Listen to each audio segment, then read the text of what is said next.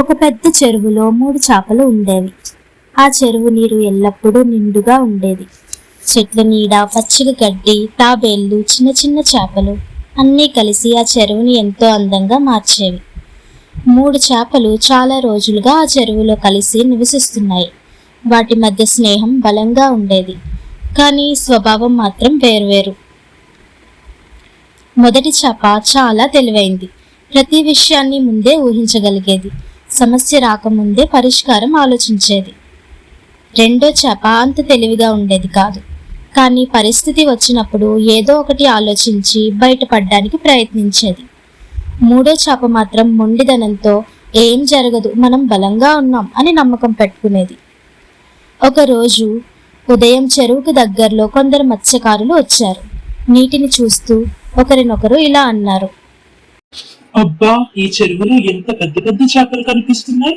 రేపు ఉదయం మన వలలతో వచ్చి ఇక్కడ ఒకసారి వేట వేసేద్దాం. ఖచ్చితంగా మంచి లాభం వస్తుంది.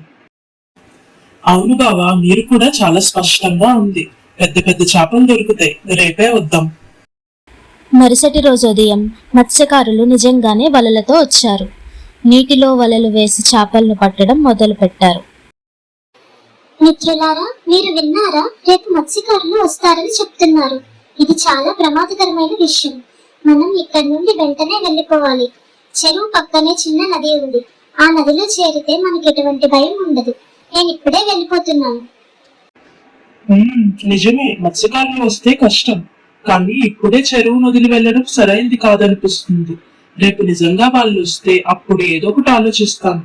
మన బుద్ధితో తప్పించుకోవచ్చు. ఇప్పటికైతే ఇక్కడే ఉంటాను. మీరు ఎందుకు ఇంత భయపడుతున్నారు? మత్స్యకారులు వస్తే ఏమవుతుంది? ఈ చెరువు మన ఇల్లు. ఇక్కడ నుండి ఎందుకు వెళ్ళాలి? వాళ్ళు మనల్ని పట్టుకోలేరు. నేను ఎక్కడికి వెళ్ళను. చూడవయ్యా, ఎంత పెద్ద చేపలు చిక్కుతున్నాయో. ఈ రోజు మన అదృష్టం బాగా ఉంది. వల దగ్గరగా వస్తుండగా రెండో చేప బుద్ధి వాడింది. చనిపోయినట్టుగా తల ఎత్తకుండా నీటి మీద తేలింది. అయ్యో, ఇది చనిపోయిన చేపలా ఉందే. వదిలే, ఇది ఎవ్వరూ కొనరు అని ఆ చేపను వల నుంచి బయటకు విసిరేశారు. నేల మీద పడగానే రెండో చేప ఒక్కసారిగా జలజలమని నీళ్లలోకి దూకి ప్రాణం కాపాడుకుంది. మూడో చేప మొండితనంతో ఉన్నా ఏమాత్రం ఆలోచించలేదు. వలలో ఇరుక్కుపోయి చివరికి మత్స్యకారుల చేతిలో చిక్కుపోయింది. చూడవయ్యా, ఎంత బరువైన చేప. దీన్ని అమ్మితే మంచి ధర వస్తుంది అని మూడో చేపను తన బుట్టలో వేసుకున్నాడు. చెరువులోంచి వెళ్లిపోయిన మొదటి చేప ప్రాణం కాపాడుకుంది. రెండో చేప తెలివిగా నటించి తప్పించుకుంది. కానీ మూడో చేప మొండితనంతో ప్రాణం పోగొట్టుకుంది. నీతి: ముందుగానే అపాయాన్ని ఊహించి చర్య తీసుకోవడం మంచిది. ఆలస్యం చేస్తే ప్రాణం కూడా పోవచ్చు.